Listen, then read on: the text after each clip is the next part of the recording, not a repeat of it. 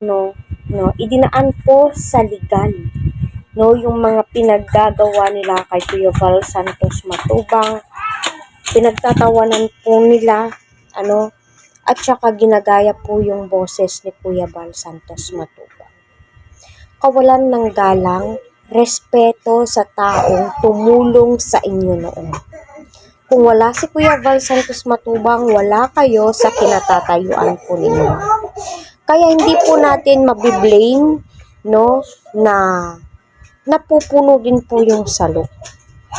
Si Kalinga Prab noon na walang pakialam sa mga issue-issue. Ayun, dinaan sa legal. No? Lahat ng mga documents na laban sa kanila ay nakahain na po sa RTC at pasok doon. Ay, alam naman po natin lahat, pasok sa cyber libel. Ay naku, pasensyahan nyo na po yung anak ko. Pasok po siya sa cyber libel.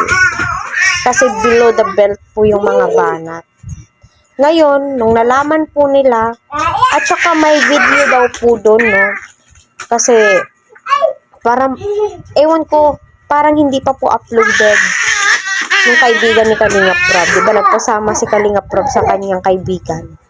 At masasabi mo, dapat lang, para mabigyan po sila ng, at hindi nila maisi-isi si Kuya Val Santos Matubang at Kalinga Prab. Ngayon, nagsisihugasan na po ng kamay. Sinasabing, ito yung utak ng pangyayari sa likod kaya nagkagulo-gulo, no? Ngayon, hugas kamay sila. Kasi alam nila kung ano po yung mga hakbang ng ginawa ng Team Kalinga.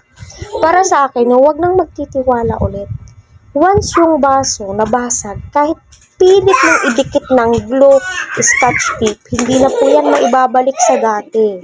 At alam ko na alam nyo na si Kuya Val ay naku, napaka ang ganda ng kanyang puso, no?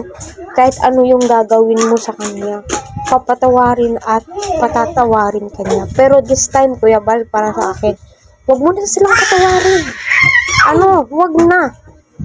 Kasi grabe yung pinaggagawa sa iyo. 'Di ba? Walang mga utang na loob.